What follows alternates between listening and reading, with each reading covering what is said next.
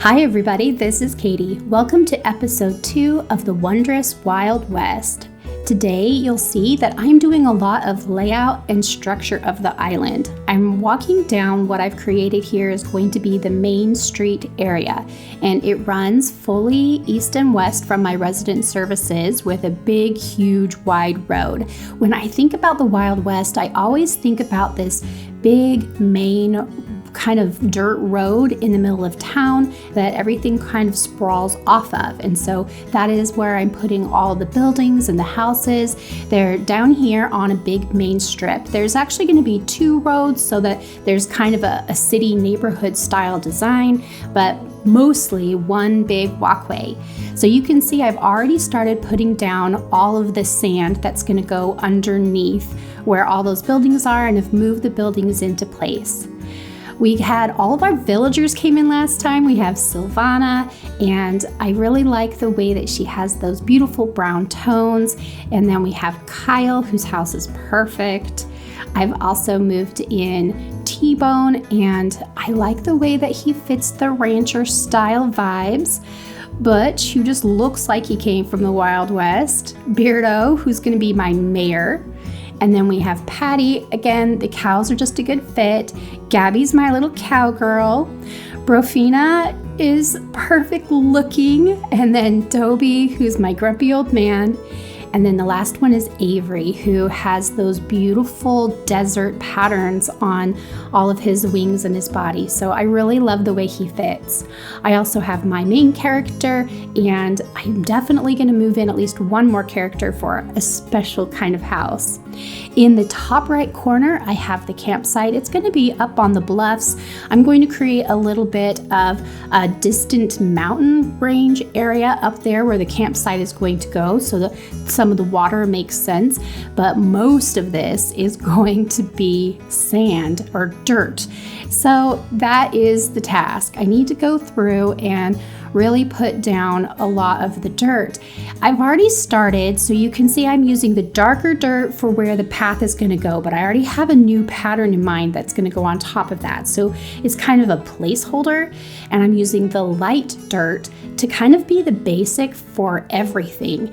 I thought about using the sand, but it looked a little bit more deserty and a little bit less of this Wild West kind of outback style theme. So I decided to go with the light dirt. So I'm putting the light dirt down, and then I put more light dirt down and more light dirt down, and again more. I had to cover everything, so it took quite a while to get everything on the island covered in that light dirt. But once I did, you can see the map looks quite dynamic, very interesting, and I can't wait to show you guys how we put all the different pieces together, because I've got kind of a fun vision for this island. I do have some of these plateaus that are just sticking up in the middle of things, and if you've ever seen this type of desert, it always has these vistas with bluffs, and they stick right out of the ground. It's a really fun style, and I'm not quite sure what I'm going to put on top of them, but I definitely wanted a lot of them to sort of pepper about the environment. And so that's the next step in the design that I'm working on, is to go through and sort of finish putting the structure together for these bluffs. There were quite a few of these cliffs on the island, so this step actually took quite some time, and I'm really glad that I went ahead and did them first, because I wanted to make sure that all the corners rounded out. Just the straight corners didn't look very good when I had them, and so it was good to kind of put a little bit of that in. I really wish that we could put any of the custom patterns down on the diagonal kind of half spaces, so for now I'm not quite sure how I'll finish them off, but it was good to get all of these kind of done and out of the way. With that finished, the next step was to put together more of the campsite space. So I pulled up a ton of land in that top right corner, and I'm just working on a little bit more terraforming. I have the river that is coming up all the way onto this, and I definitely wanted to put a really cute little waterfall in place.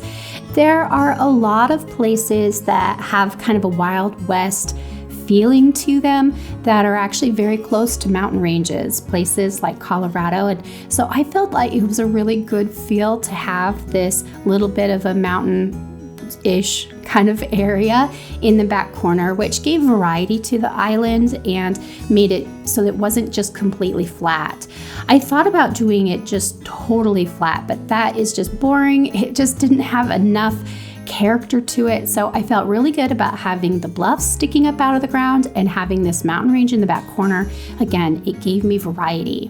I also really wanted to do a mine, and I will tell you more about the mine when we get to that episode, but it felt good that we would have a mountain space back here because the mine would definitely be coming out of the mountain. And so I have sort of prospector vibes that I'm thinking about as I'm putting the mine space together. And as I'm working on the last bit of the campsite, I definitely wanted to leave room for a little bit of character, but mostly I'm just pulling this water all the way across this particular layer because I want to make sure that the water comes from somewhere. I know the waterfalls can literally just go on any cliff edge without any meaning, but for me, I feel like the water needs to have a source, so there's a lake. All right, the next step in my preparations was considering custom designs. I know there's quite a few that I will be doing myself, but I went on a major search for designs that I thought might work. And I was able to either design myself or find quite a few different patterns to sort of assemble this beautiful Wild West look. And so I've got a whole collection here. I do this most of the time when I'm designing, where I sort of take the patterns and the items I'm thinking about and I lay them out in a little patch in front of me. So here you can see I have the dirt patterns and the brush patterns that I've made, as well as these two cactus, the succulent and the cactus that I made. I found the 3 stone patterns that have that beautiful brown texture, as well as the snakes and the rope.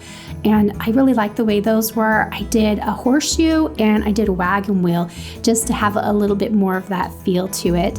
And then I found some really beautiful wood patterns that can kind of go along the street, and this brick pattern that I adore. So many good choices to sort of put together this whole look.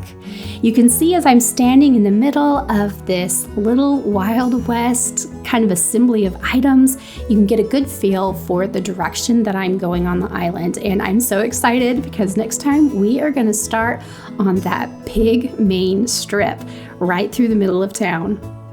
I hope you found something useful here and that you continue creating in this game.